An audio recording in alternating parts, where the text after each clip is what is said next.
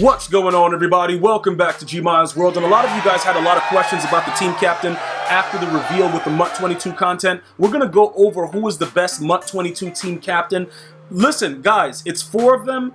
This is not that big of a deal other than the fact that it's going to give you 3 of the buckets for the team, which is going to help you with the team chemistry to kind of enhance your team. We don't know how they're going to work those schemes this year as far as how the plus speed's going to be and all that stuff, but we'll get to that once they reveal more information.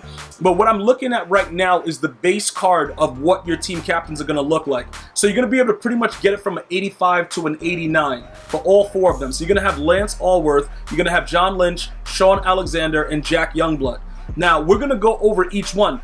I have viewers that have already told me, look, G-Maya, I'm staying on the current gen. I'm not going next gen. But the thing about it is I have to be on next gen because that's where everything is going to be going on with. That's where EA is going to focus on. So all the movement and everything is going to be a lot different than what you're playing if you're on the current gen. But still, the cards themselves may still be similar. It's just that everything moves differently on next gen. So everything that I'm talking about is going to be based on next gen gameplay. So that means Xbox S and the PS5.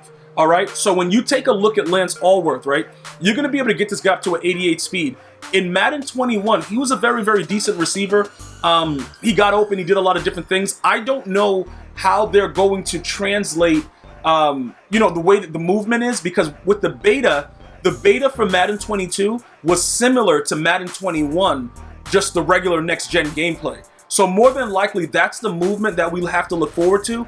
If that's the case, 88 speed at launch is unbelievable because you're going to take a drag route for 6. It's really, really wild the way that it is, but we have to adapt to it. That's the one thing that we're going to do here, and we always do it. We adapt. That's why every one of you guys that are watching this video is going to be better than the person that you play, because you're going to understand what's going on. The movement itself, I told you guys, once I got the PS5, I was playing nothing but, as far as Madden goes, but next gen. Because next gen is the future of what they're doing for now. Now, will they fine tune it and change some things? Probably. But for now, this is ridiculous speed. So I'm leaning towards getting Lance Alworth right now. I will finalize it for you guys like once the game comes out to kind of see the movement. We're going to do a lot of streaming on YouTube and Twitch to kind of see the way the movement is. But you guys know, you've been watching me play Madden 21 next gen. 88 speed is ridiculous. So because of that, 89 Excel, once he gets out in front, no matter what kind of route you throw, you're not going to be able to catch him. Because it's next gen, it's all kinds of next gen stats. It's ridiculous. So he is a high target. Let me know what you guys think. If you guys have played Madden 21 next gen, those numbers are ridiculous. Now we jump over to Jack Youngblood. We're not going to start with the 85 base. I just wanted you guys to see that you're going to be powering them up from 85 to 89. So I gave that example to start with Lance Alworth. Now I'm going to be showing you the fully powered up cards, right, for the team captains at the launch of Madden 22. So you take a look at Jack Youngblood, right? 82 speed, you're looking at his block shot, 86 power move, 88 finesse move, and we all know that those numbers may not translate the proper way into the actual gameplay. It is just not going to do that, so I wouldn't be too crazy about alignment because we can probably get a decent, 84, 85 elite lineman and not use our team captain and get the 3 team chemistries from Lance Alworth. You know what I'm saying? So it might work out that way. This card does not excite me in any way because I already know that based on what I've seen with next gen, with the exception of Warren Sapp, as far as D lineman, I haven't really seen a player that stood out based on their attributes. So I don't want to take it to that level to where it's like, yo, you got to do this, you got to do that. I would be very, very hesitant to use this guy as your team captain right now. Now, for whatever reason, if EA Sports, the gameplay changes and this guy's a monster, we'll take a look at it. But for right now, I'm telling you, it's going to be more of an offensive passing game similar to what Madden 21 next gen is. So like I said, I'm really, really leaning towards Lance Alworth. That's pretty much what I'm thinking. We're going to go through the rest of the guys, but that's just what my idea, that's my thought process right now. How can we get points on the board? Because we're going to be playing savages that's going to be doing whatever they want. What is the best way? What type of core team can we put together?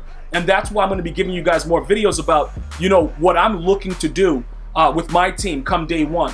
right? Because I need to make sure that you guys understand the plan, and the best way to do that is to give you the information as it comes out. So Jack Youngblood, I'm not really leaning towards that. John Lynch, right?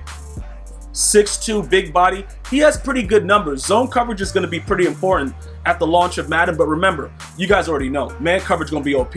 At the beginning of every Madden over the last 3 years, man coverage has been so ridiculously OP, it doesn't even matter. So that's 79 overall. That's just going to really affect you if you come out of just all straight man. I wouldn't recommend that though. And if you do that, I would probably put corners in with higher man coverage just so you can run around with your player all over the field. One of the things that I've taken from Madden 21 Next Gen, when you get bumped off your route, they don't call a penalty. So that illegal contact, if the computer bumps you off your route, they won't call it. So that's going to be a huge factor, just letting you understand, of trying to get open on man coverage. Right now, is John Lynch exciting? Probably not, especially with Cam Chancellor being the ultimate champion, aka Muttmaster. Would we want to do this? I don't think we would. But he would probably get cammed up to some decent speed. 88 probably at launch. I just don't know right now. I don't think that he would be something, because I'm focused on getting that ultimate champion. I'm focused on Cam Chancellor. So I know I could fill in another player someplace else. Is this guy going to do it for me? Maybe he will, because he's 6'2", and he can go out there and make plays, because I just have a feeling, bro, there's going to be a lot of dudes getting mossed in Madden 22. I just have a feeling, bro, because they went so hard about taking it away from me in 21. Madden just repeats itself. It's going to be kind of weird. We may need the taller, bigger players. We absolutely may need that. So that's something that we definitely have to watch. So we're not going to, I don't really care about Jack Youngblood at all. This guy right here, he might be a guy we have to take a look at. It's definitely something that we have to take a look at. I got to make sure and that everybody understands what I'm doing. We have to be defensively stout at the launch. Now, a running back, I'm going to say no to this. 82 change of direction at launch, probably not the best thing. And to be honest, like, running backs are not really, other than Derrick Henry, I think most of the running backs, you're going to be able to pick and choose. They got that Saquon Barkley that's coming out. I think he's like a superstar or whatever. There's going to be other avenues to go about doing it. I'm not sure right now that we go running back. Guys, give me your feedback. I don't think that we should go running back. I really think we should focus on a wide receiver that's fast, because we're throwing drag routes for 6. You guys know my game plan is always efficient, no matter what level. The guys that win, the Madden clubs and all that stuff, you guys look at me play and you guys understand. I understand the game. I just don't choose to go through the frustration of playing it on a competitive level anymore. So I've stopped doing it for a while now.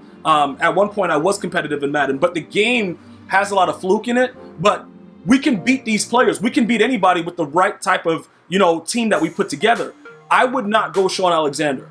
I would just go get another running back, right? Because there's so many of the running backs that's going to be cheap, elusive, and fat. He's a power back though, which is kind of weird. Because I don't remember him being like a real power back when he played for Seattle. He was strong and stuff like that, but I thought he was more elusive. But it doesn't matter what I think. It's about the EA Sports development team. Bottom line is this though, right? I wouldn't go this route because I think it's going to be a cheaper opportunity to get other running backs that may be able to suitably fill your need at the running back position without using a card that's going to give you those 3 team chemistries and that you're not going to really use. Like, we're going to use Lance Alworth.